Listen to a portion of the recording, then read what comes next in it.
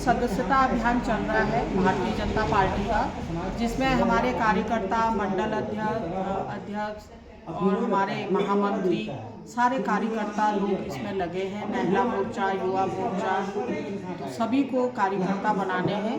100 सदस्य पे सक्रिय सदस्यता होगी, लेकिन अब 50 इनको फॉर्म भर के उसमें भी सक्रिय सदस्यता दिखानी है और उसमें उनका पता, उनका मोबाइल नंबर और वो कहाँ रहते हैं, ये सब भर के उनको पार्टी कार्यालय में जमा करने हैं। बीजेपी का लक्ष्य क्या है आगे को? बीजेपी का लक्ष्य ये है कि हमने ज़्यादा से ज़्यादा अपने संख्या बढ़ानी है और ज़्यादा से ज़्यादा कार्यकर्ताओं को, जैसे हमारे कार्यकर्ता तो है ही हैं, लेकिन युवाओं को जोड़ना है। और हर कोई युवा इस समय बहुत तैयार है।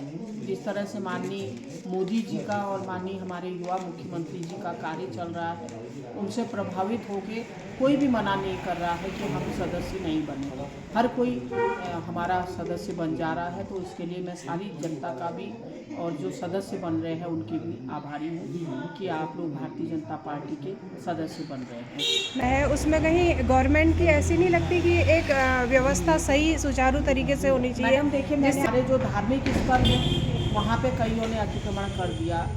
जैसे आपने देखा होगा, कई जगह जंगलों में मस्जिदें बना दी, उसको तोड़ दी है गवर्नमेंट। जहाँ किसी का आना जाना नहीं है, जहाँ किसी को कोई देख रेख नहीं है, जंगलों में ऐसे अंदर जाके मस्जिदें बनी हैं, उनको तोड़ रही है। इंक्रोचमेंट देखिए, धार्मिक उसके नाम पे नहीं होना चाहिए। मस्जिदें तो ऐसी जगह बननी चाहिए कि जो सार्वजनिक स्थल है इनका, उसमें गवर्नमेंट मना नहीं कर रही है, आप मत बनाओ, लेकिन जंगलों को और ऐसी जगह मत दो, क्योंकि जंगल देखिए जानवरों के लिए है।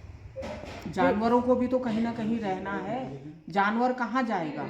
इसीलिए आज आप देखिए कि हमारा जानवर क्यों शहरों की ओर आ रहा है, क्योंकि इंसान जंगलों की ओर चला जा रहा है। तो इसलिए जंगल में भी हमारा पशु पक्षी सब रहते हैं, उनके लिए भी हमने ध्यान रखना है। हमारे जंगलों में अगर अतिक्रमण होगा तो उसमें गवर्नमेंट एक्शन ले रही है। हाल ही में अब नए आगामी जो है निकाय इलेक्शन होने वाले हैं, तो उस बारे में क्या कहना सबसे चाहिए? पहले तो मैं अपने माननीय मुख्यमंत्री जी का धन्यवाद करूंगी।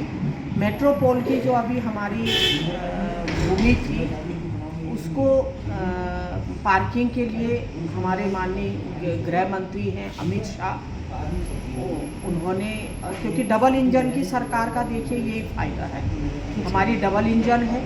केंद्र में भारतीय जनता पार्टी की सरकार है और यहाँ हमारे यशस्वी मुख्यमंत्री जी पुष्कर सिंह धामी जी ने इतना प्रयास किया, तो वो वहाँ से पास करवा कर आज पार्किंग के लिए जो दिक्कतें होती है हमारी, उसको रिलीज करवा दिया।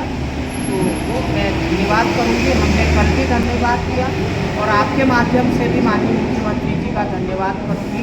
और केंद्र में हमारे गृह मंत्री जी हैं माननीय अमित शाह जी, उनका भी धन्यवाद कि आपने नैनीताल के जो हमारे पर्यटक हैं उनकी उसको दृष्टिगत रखते हुए मेट्रोपोल की जो स्थान था उसको पार्किंग में के लिए दे दिया गया है। इसके लिए माननीय मुख्यमंत्री जी ने बहुत प्रयास किए, मैं उनकी आभारी हूँ कि हमारा जो यहाँ जाम लगता है उससे हम लोग निजात पाएंगे। मैम, आगे को नैनीताल के विकास के लिए क्या क्या किन योजनाओं पर कार्य होने वाला है? देखिए, अभी तो नैनीताल में हमारा जो बलिया नाला है, जो नैनीताल की रीढ़ की हड्डी कहा जाता है, उसी पे अगर बलिया नाला बहेगा तो आधा नैनीताल बह नहीं जाएगा। उस पर काम चल रहा है, उसमें माननीय मुख्यमंत्री जी ने 200 करोड़ रुपया दिया है।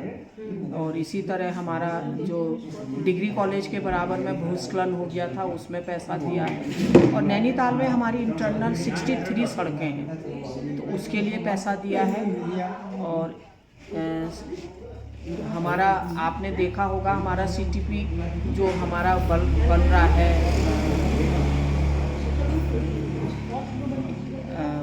वहाँ भी वो भूमि धसाव हो गई है। अब उसका भी स्थानांतरण हो रहा है कि जो हमारा आपने देखा होगा नैनीताल से जो हम लोगों का एक बन रहा है, हमारा इधर बन रहा था रूसी गांव में, रूसी रूसी बाईपास। बाईपास में, उस पे बन रहा था। तो उसके लिए भी पैसा, क्योंकि वहाँ भूमि बहुत धंस गया है, बहुत नुकसान हो गया गवर्नमेंट को, क्योंकि बहुत पैसा उसमें लगा था।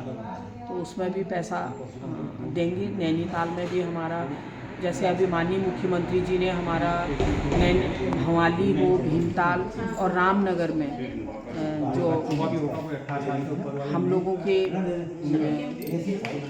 लिए भी घोषणा करी कि यहाँ पर भी सीवर लाइन की सीवर का जो ट्रीटमेंट प्लांट लगेगा और सीवर का प्रोजेक्ट रामनगर, भीमताल और भवाली में, उसकी घोषणा कर दी।